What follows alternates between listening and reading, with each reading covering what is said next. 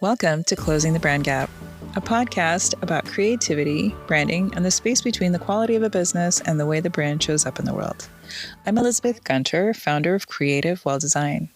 Over the years, working with founders and growing businesses, I started noticing a pattern. Great businesses evolve faster than their brands do. The expertise grows, the work becomes more sophisticated, but the brand communicating the work often stays stuck in an earlier version of the company. This podcast explores how businesses close that gap, align their brand with the reality of their work, and build brands that truly represent what they've become. Most businesses think they have a marketing problem. They assume that the issue is their advertising, their social media strategy, or the number of leads coming in. But very often the real issue is something deeper. It's what I call the brand gap. The brand gap is the distance between the quality of a business and the way the brand shows up in the world. When that gap exists, marketing starts working much harder than it should, and sometimes it fails entirely because marketing is trying to amplify something that hasn't been clearly defined yet. One way I like to think about marketing is a microphone.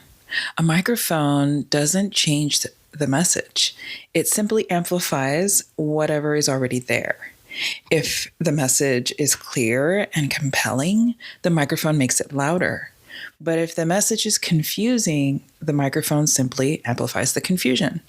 Marketing works exactly the same way. It doesn't fix unclear branding. It simply spreads whatever message the brand is already communicating. So when businesses invest heavily in marketing without first clarifying their brand, they often end up amplifying the message that isn't fully aligned yet. Over the years, I've worked with many founders who initially come to me asking for help with marketing. They feel like their advertising wasn't working, their website wasn't converting, their social media wasn't gaining traction. But when we started looking more closely, the issue wasn't really marketing. The issue was the brand itself wasn't clearly communicating the value of the business. Sometimes the message was too generic. Sometimes the visual identity didn't reflect the level of expertise the company had developed. Sometimes the positioning was unclear. So when marketing directed people towards the brand experience, the message simply didn't land the way it could have. Imagine two restaurants on the same street. Okay. Both have excellent chefs, both serve incredible food, both care deeply about their customers. But one restaurant is full every night. The other one struggles to attract new customers. Most people assume that the difference must be the quality of the food, but often it isn't. One restaurant communicates something compelling before you even step through the door. The atmosphere signals quality. The menu design signals care. The brand communicates confidence.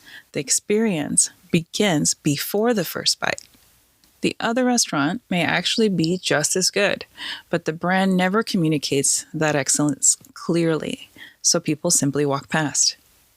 Marketing might bring people to the street, but branding determines which door they choose. Where this shows up. So you can often recognize the situation when businesses ask questions like, why aren't our ads converting? Or why do visitors leave our website so quickly? Why are we attracting the wrong kind of clients? They're usually framed as marketing problems, but often the actuality is they're brand clarity problems. Marketing can't do its job effectively if the message underneath isn't aligned. Marketing is incredibly powerful, but marketing isn't the foundation of a brand. It's the amplifier. Brand strategy determines what the amplifier is projecting. When the brand is clear, marketing becomes easier, more effective, more natural. In the next episode, we'll talk about one of the most common ways that the brand gap appears when businesses grow and evolve faster than their brand identity representing them. Thanks for listening to Closing the Brand Gap. If this idea resonates with you, you can subscribe to the podcast for future conversations on creativity, branding, and the process of aligning a brand with the reality of a growing business. We're going to get into it. And if you'd like to learn more about brand alignment, the brand alignment method specifically, or my work with founders, you can visit our website, creativewelldesign.com. Until next time, remember, great businesses evolve faster than their brands do. Closing that gap is where alignment begins.